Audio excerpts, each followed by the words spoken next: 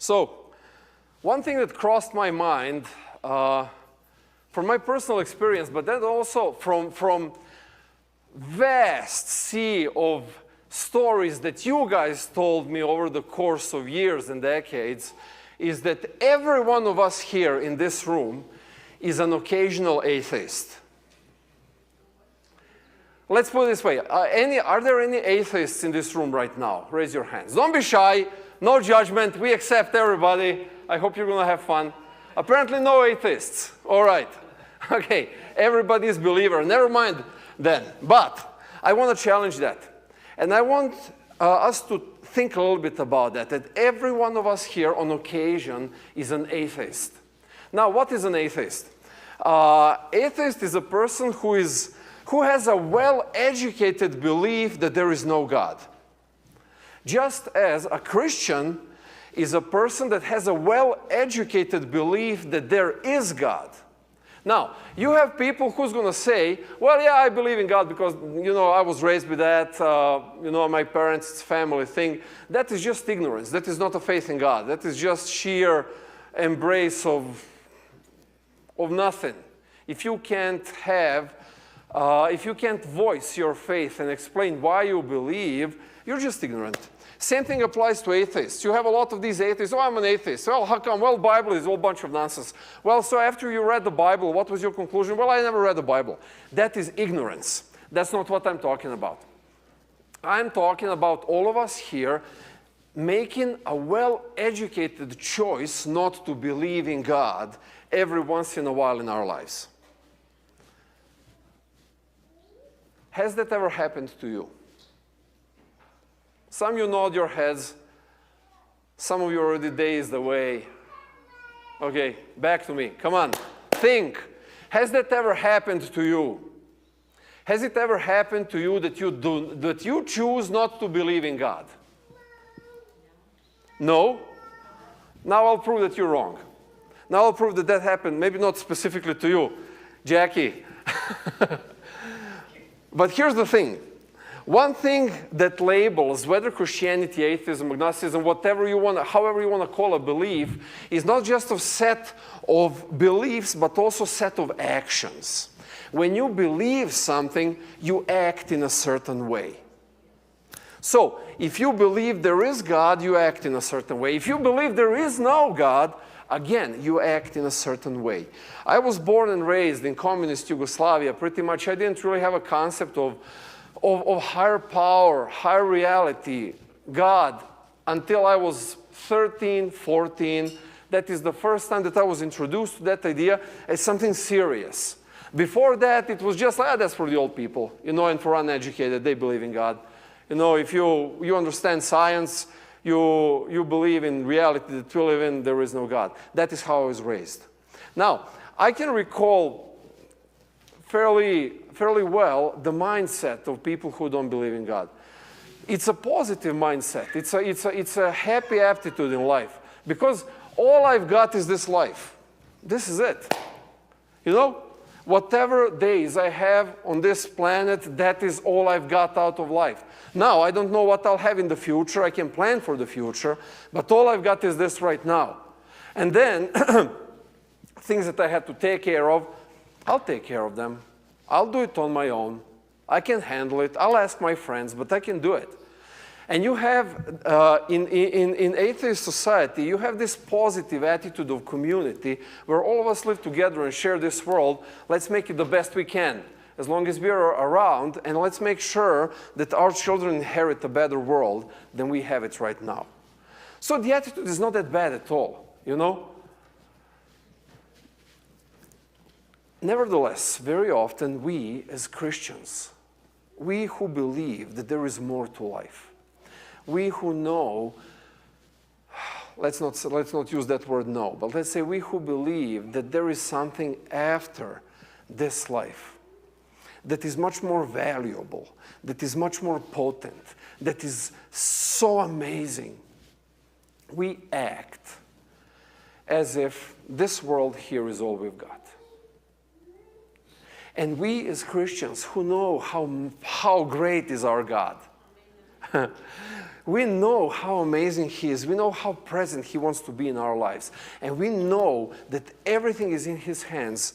We act as if we have to do it on our own. This is where I challenge this and say that every one of us, every once in a while, acts as an atheist. Because we live our lives as if there is nothing afterwards and as if you have to do it all on your own. Have you been there? Now you know what I'm talking about. I hope now it makes sense. I think this is a very important thing to understand because this is something that tremendously hinders our spiritual growth. This is something that constantly keeps us in one little shell of Christian experience, and it never grows out. It keeps us within the safety of what we deem this is just fine spiritually that I'm experiencing, and it prevents us from bursting through and experiencing more that God has for us. And God has so much more. But we never experience it because we never give Him that chance. Now, occasionally God has to crack that shell that we are in. How does He do that? How does God crack our shell of safety? Whoops, I almost cracked. I almost ended up in a very uncomfortable situation. God does exactly that. Interesting, let me use this as I planned this. God just takes the rug under your feet. Have you ever been there? Everything is fine, life is fine, and then something happens. And then like, no, come on, you work hard, you push it, you make it, you fix it, and then something else happens. And then something happens that you just can't handle. And many things could fall into that category. Maybe you pray for more money and you lose a job. Maybe you pray for better family relations and you realize that a loved one has a terminal diagnosis. But God does this quite a bit. This is His style. Now, there are two ways that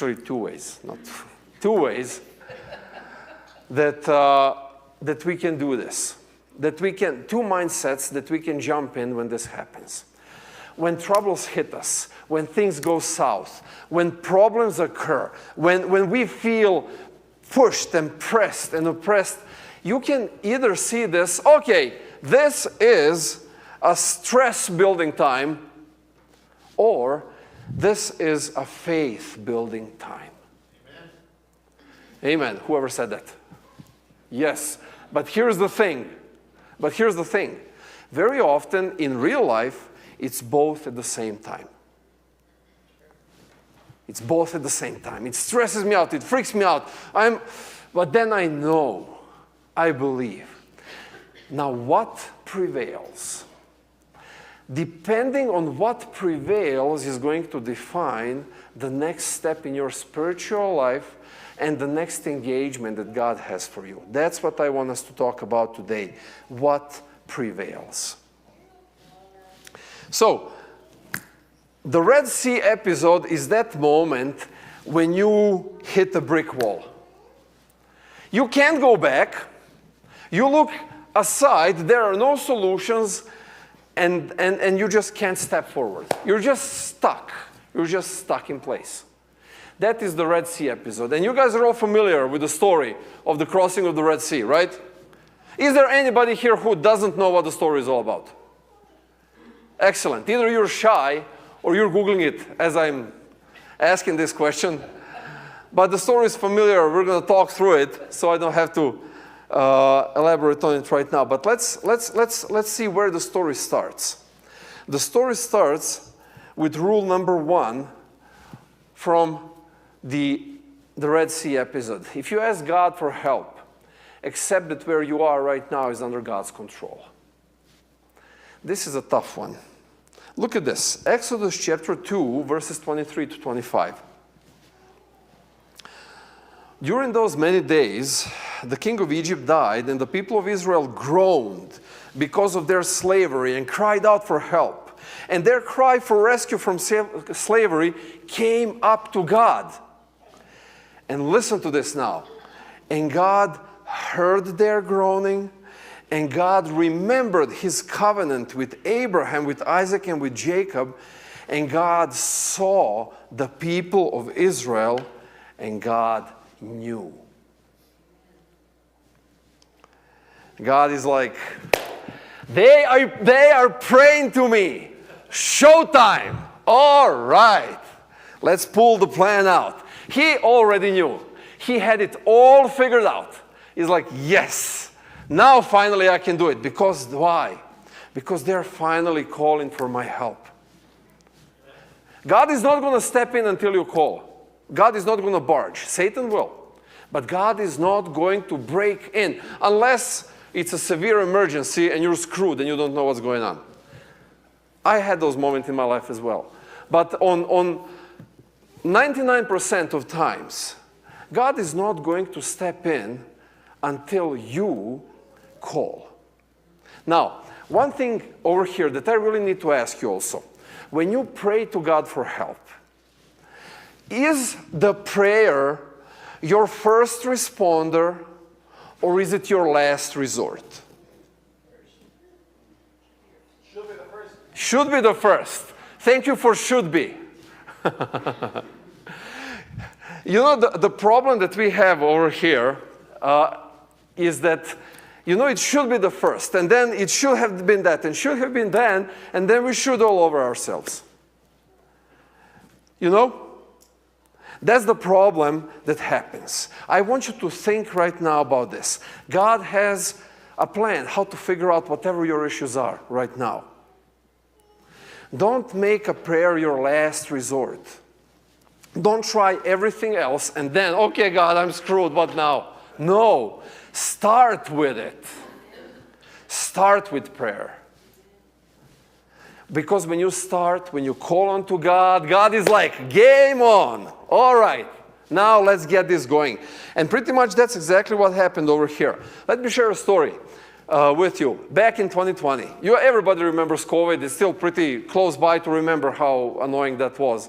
But this is the difficulty. So 2020, nobody knew what's going on. Everything was shut down. Everything was closed. You couldn't do anything. You couldn't buy anything. You couldn't travel. You couldn't literally do nothing. So December 2020,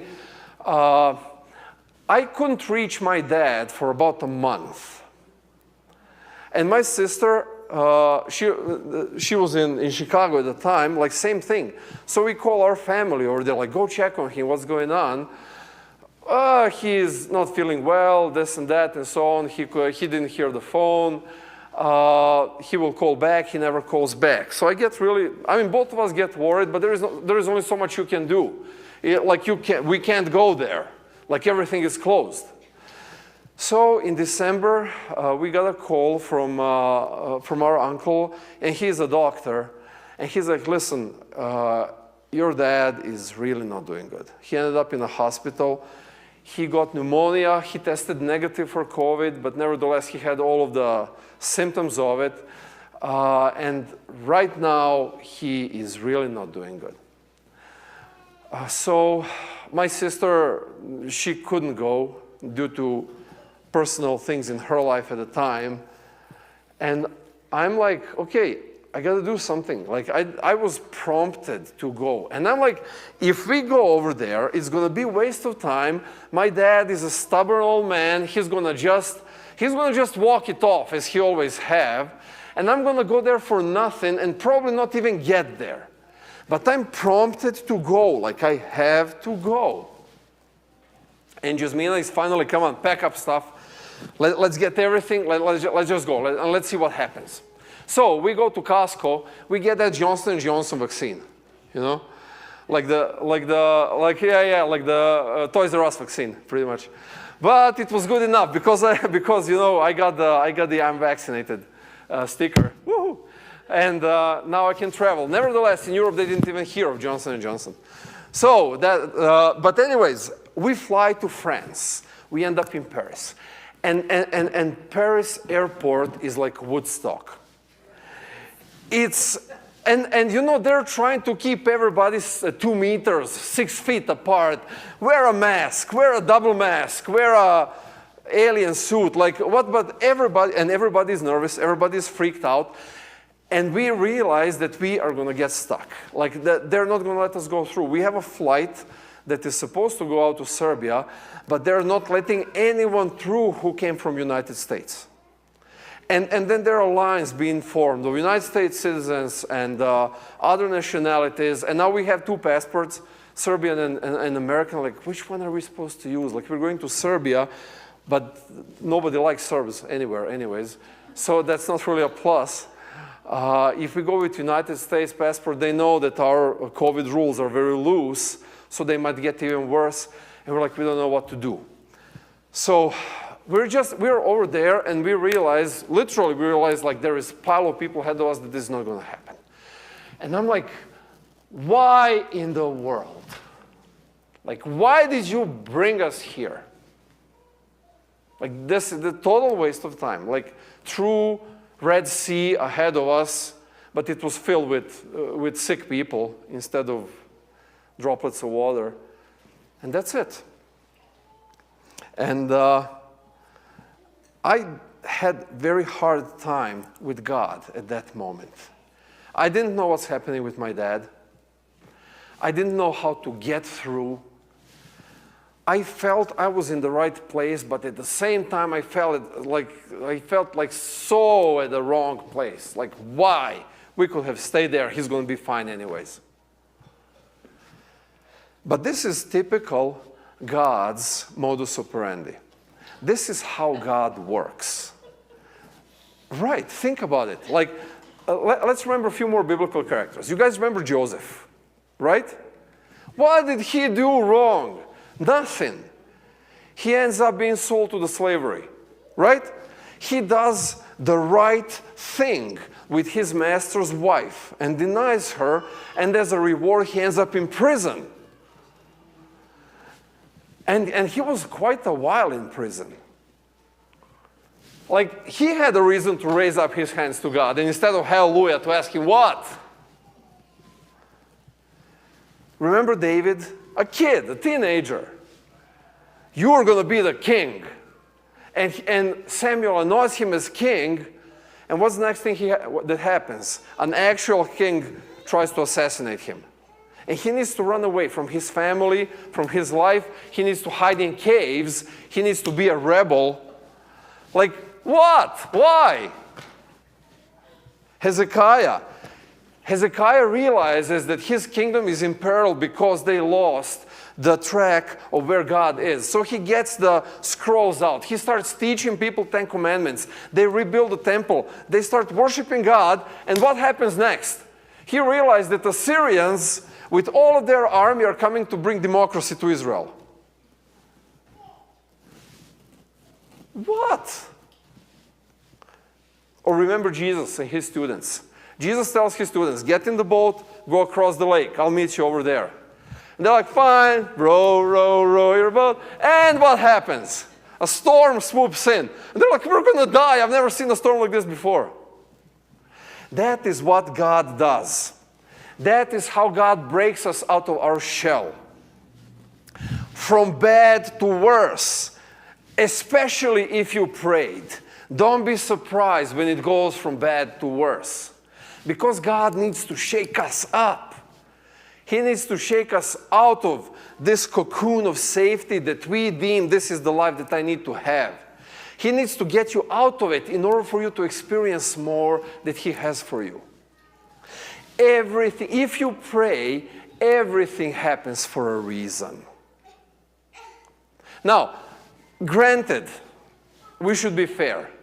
Everything happens for a reason, and sometimes the reason is that you make stupid choices. So it's not always God. And we have those examples in the Bible as well. Joseph's brothers, for example. Like, that was a stupid choice. Like, how could you do that to your brother? Later on, down the road, God turned it around. Nevertheless, they had to live with decades of guilty conscience and lying to their father because of the stupid choice. David, like he had everything in the world, but he needed to take that hot chick from the rooftop. You know? He needed to have that one as well. Or the rubber ducky. Rubber ducky, yeah, thank you. Stupid choice. Peter, he knew who God is. He knew who Jesus was, and he declared that. And he denies 3 times Jesus. Judas betrayed Jesus only once. Peter betrayed him 3 times, and the 3rd time was with the F word, as the Bible says. Stupid choices. And in the midst of all of that, whether it's a stupid choice that you made or whether it's God working, this is what we see. This Exodus chapter 13, verses 21 and 22.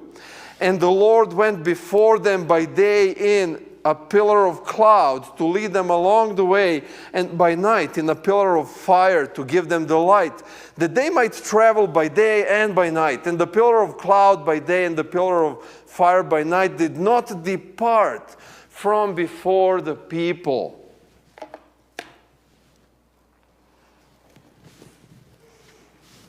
The pillar is going to appear. In the moments when it hurts, you're not going to notice the pillar, but the pillar is already there.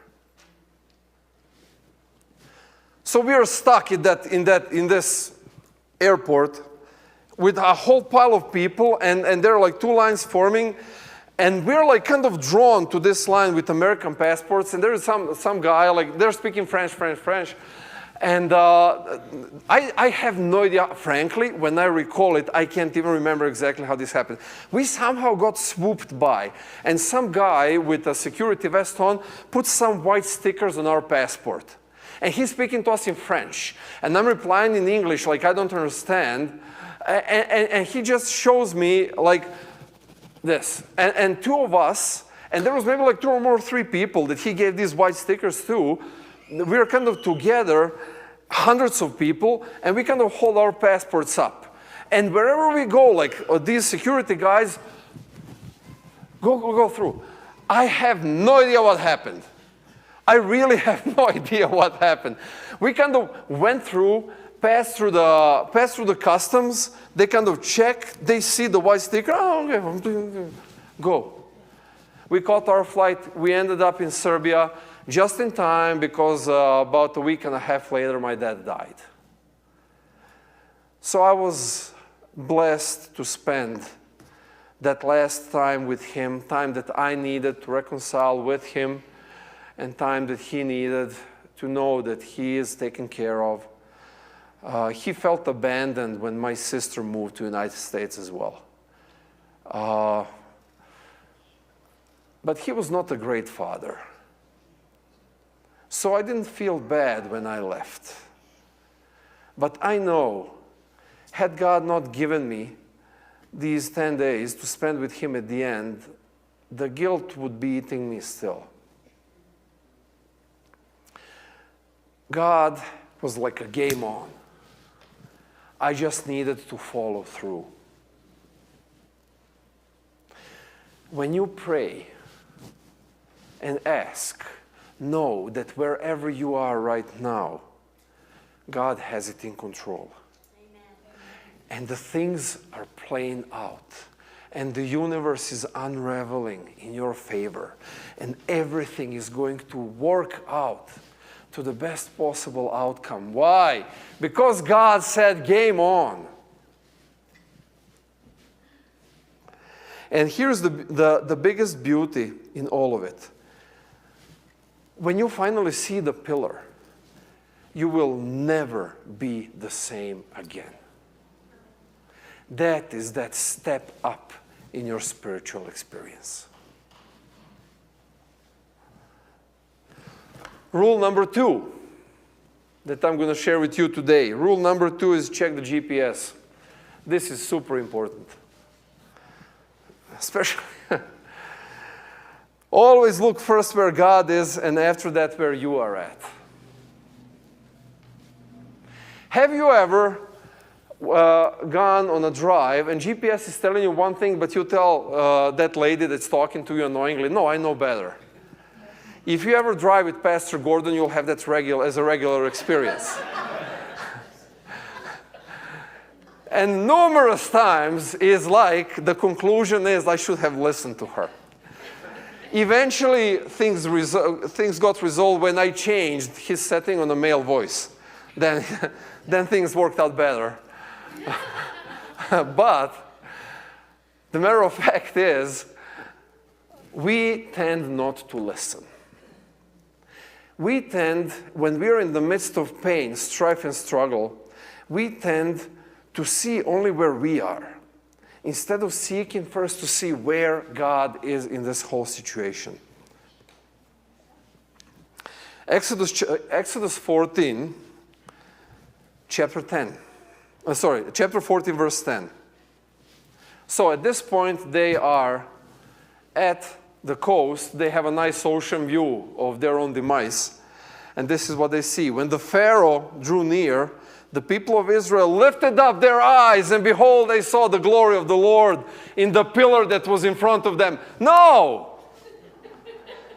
And behold, the Egyptians were marching after them, and they feared greatly. And the people of Israel yet again cried out to God. Like, seriously, guys, you just had a pillar. Like, you had an insane miracle happening, and now you lift up your eyes and you see, okay, this is not good. And they cried in the same manner as they cried before, forgetting what God already did to them. Why? Because instead of seeking to see where the pillar is, they focused on what they thought the problem was. Now, usually when we get in any kind of a trouble, whether it's our problem, whether it's something that we caused or it's something that simply happened to us, we always ask the same questions. We always ask these wrong questions. Like, what can I do to get myself out of this? That's usually number one. Then, how did I even get into this? Then, how quickly can I solve this? And then on top of this, the worst one is, why is this happening to me? Like, why is this happening to me? What did I do to deserve this? God. Those are all the wrong questions. The right question to ask is, where are you taking me with this? What are you about to teach me as I'm experiencing this burn of fire, as I'm struggling to figure out what's going on? She found a way. All right.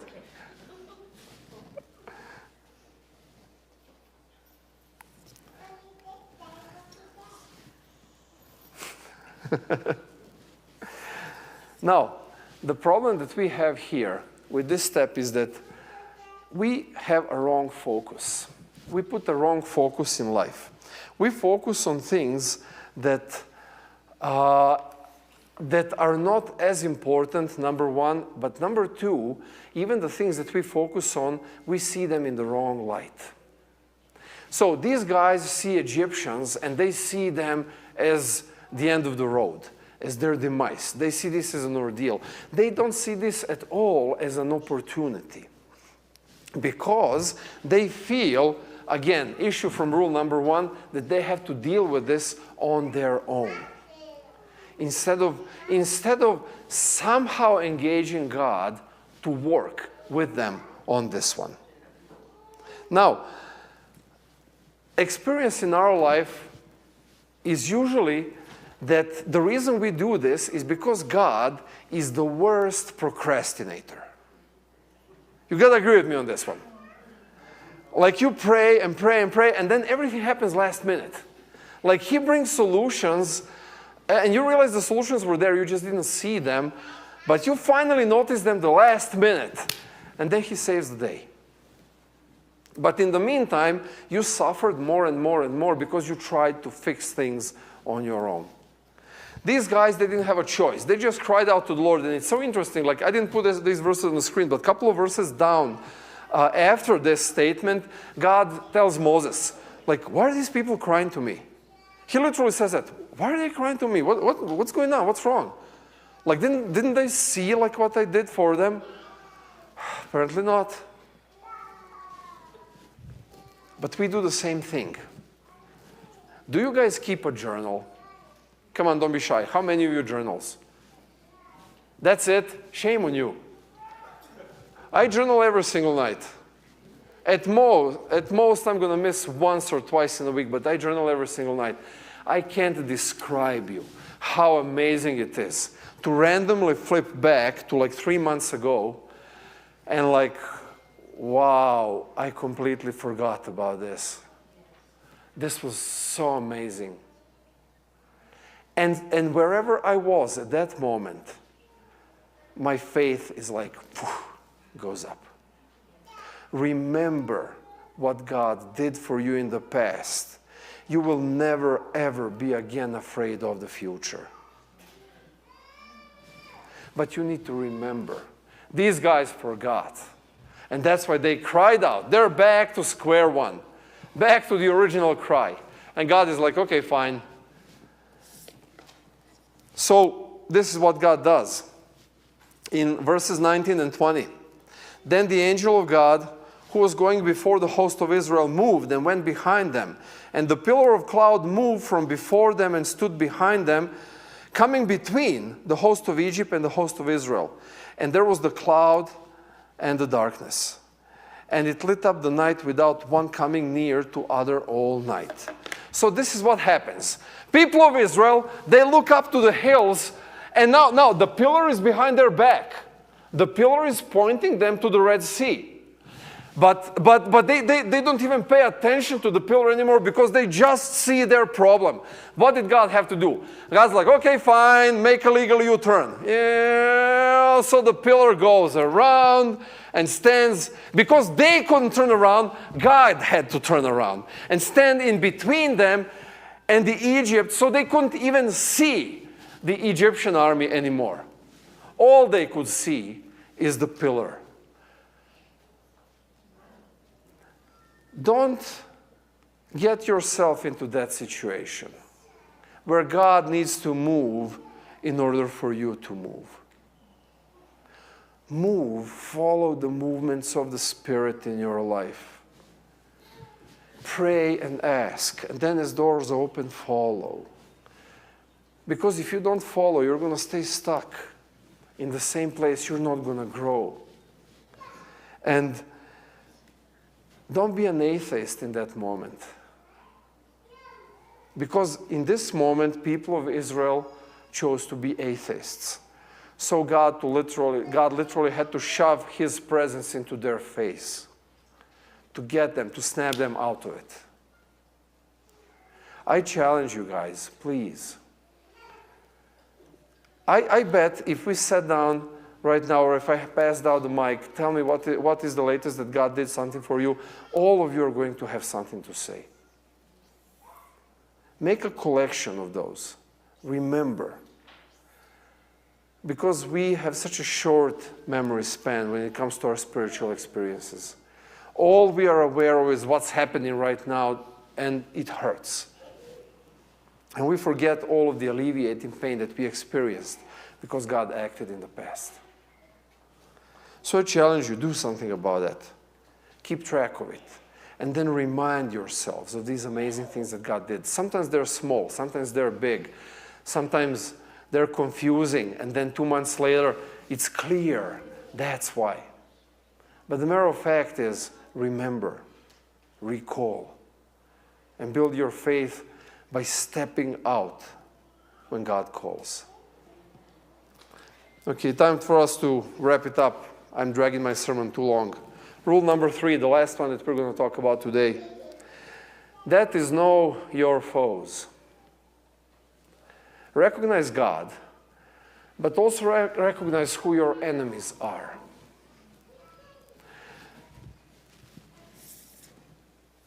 Exodus chapter 14, verses 11 and 12. They said to Moses, people of Israel said to Moses, Is it because there are no graves in Egypt that you have taken us away to die in the wilderness? They're being sarcastic, obviously. What have you done to us in bringing us out of Egypt? Is not this what we said to you in Egypt? Leave us alone that we may serve the Egyptians. Is that what they said? Is that what they prayed for? Suddenly, apparently, that is the fake news. That was the fake news. Now this is the real thing. Leave us alone that we may serve the Egyptians. We were so happy and enjoying being slaves in Egypt. For it would have been better for us to serve the Egyptians than to die in the wilderness. Whose fault is it right now that they are where they are? Suddenly it's Moses. Moses, you traitor. First, you enjoyed half of your life living in Pharaoh's court while we were struggling. Then you escaped from obvious murder and you lived your life enjoying wherever out there with your family. And now you're coming to us and look what you did to us. You ruined our lives as well. Poor Moses. If I was in Moses' place, I'd be like, okay, fine, guys. You talk to God now. Seriously, like what was his fault? But here's the thing. That was the problem. They did not identify the right enemy, but they needed somebody to blame. They couldn't take the blame, so somebody had to. Now the problem with this is, if you don't label your enemies right, you're always going to lose the battle because you're going to be battling against the wrong entities in your life. So think about right now, about your issues. Are you stressed out? Do you feel oppressed at work? Are you troubled about the future that's coming? Are you depressed because things are just going the wrong way? Who is actively making you feel like that? Who is actively doing all of this? Is it your family? Is it your boss? Is it your friends? Is it your co-workers? Is it you? Whose fault is it really that you feel bad about some things? It's very easy to find Moses in our life. Oh, if I could just get rid of this situation. Oh, if that person would just leave my life. Oh, if only this would change. If only I would have more money. If only... We always have these if-onlys. But they are not the enemies. Who is the real enemy and how do you identify the real enemy? That is the question. So, for years, and years meaning probably since so COVID came, again, all of us were lazy then, everybody gained 20 pounds. Some of us never lost those 20 pounds, those COVID pounds that we had. They're worse than baby pounds, seriously. So, 2021, I'm back from Serbia, and I decided, okay, I gotta get my life in order. Like my dad was 70, he was two weeks shy of 72 when he passed. And I'm like, if this is my family history, like I don't wanna, no, I gotta do something about my life. And at that time, I was kind of overweight and sluggish and feeling 10 years older than I was. And I'm like, I gotta do something about that. Okay, let's go back to the gym, let's try working out, let's try losing weight. Fast forward to summer 24. I didn't lose a pound. Like I would lose a couple of pounds here and there, and then we have a potluck at the church. Oh, or there is a birthday or a quinceañera, or I make up a reason, you know, for something. But like, food. And I had a tremendous sweet tooth. Like if it's sweet, it's mine. Oh my goodness. I had a stash in basement, yeah. It's like, oof. Never. 7 days my life right. Yeah, indeed, yeah. I would go on, no, seriously, I would go on a bike ride. Like first week I hit 10, 15 miles. Second week I hit 20, 25 miles. And I feel that I'm losing weight. Like after a while you really start feeling it. And then of course. And 2 weeks have passed and I was eating a lot and we had all these cakes around. Anyways, I realized that the problem is not the food. The problem is the way I see food. Food was always a place of comfort. Like food would give me best hugs, you know? Like, oh, the hug of a banana split. Jeez. Oh, you feel it, like it's kind of right there. So what I started doing, I started labeling these situations and these things, and the food as my enemies. And I remember, like, when I really started, so fall last year, I was like, no, this has to happen. Like, I'm done. So I'm about to go to the gym to work out, and I just can't. Like, I don't feel it. Everything hurts. Suddenly, I'm sleepy. My back hurts. I have a headache. And I would start crying it out to myself. Okay, it's fatso time. That was me, kind of trying to get myself, okay, are you going to do the fatso time or are you going to do the gym time? And it always made me feel bad, like, no, okay, damn it. Let's go work out. And then the sugar was the big deal. Like, anything that was sugar, as I said, was the issue. So I named sugar the castrator.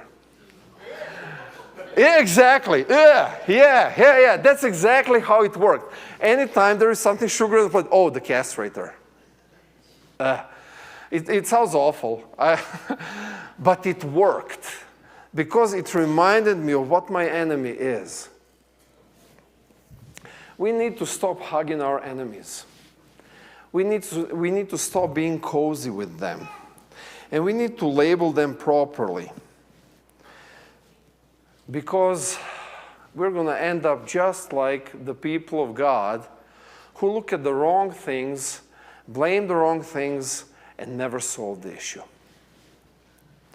God tells them in Exodus chapter 14, verse 13, and Moses said to the people, fear not, stand firm, and see the salvation of the Lord, which he will work for you today. For the Egyptians whom you see today on those mountains, you shall never see them again. Egyptians were not the enemy. Moses was not the enemy. It was their fear that was putting them into this enmity. Their fear was their enemy. The Red Sea is ahead of them. They have no idea how they're going to cross. But they should have known that if God solved the issues before, he will solve this issue again as well. And God tells them, yes, this is the moment where you have to fully trust me. And this Red Sea episode, there will always be in our life. There will always be different ones in our lives. There is one that I'm in right now that I'm trying to understand. So after 19 years of my pastoral tenure here in Arvada, everything ends this summer. I will not be a pastor here anymore. And it hurts me to say that.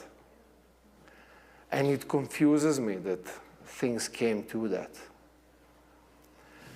And I don't know what God has for me in store. There is no going back. And the forward is a Red Sea. Now I know that God will part the Red Sea. I know that he has a place for me where I will serve. But right now it hurts. And the sermon that I'm sharing today and next two that I will be sharing with you, I'm preaching them to myself as much as I'm preaching it to you guys. Because, well, time will tell how God solves our issues, how God solves our problems, how he soothes our pain. But I know that he will. And that's what I hold on to. And I challenge you to do the same with whatever you guys are going through. With whatever unknowns and uncertainties you have right now in your life.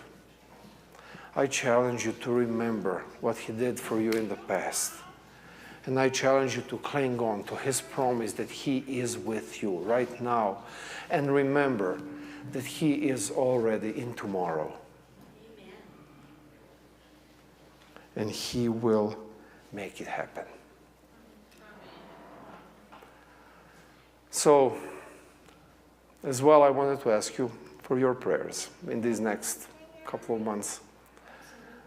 As I said, I know that God has it figured out, but I don't know what it is. And I don't want to make a stupid mistake. You know? I want to make a right choice. I want to do the thing that is going to give him glory and open the doors for me to serve him even more. But I have no idea. How is that supposed to look like? So I would appreciate your prayers.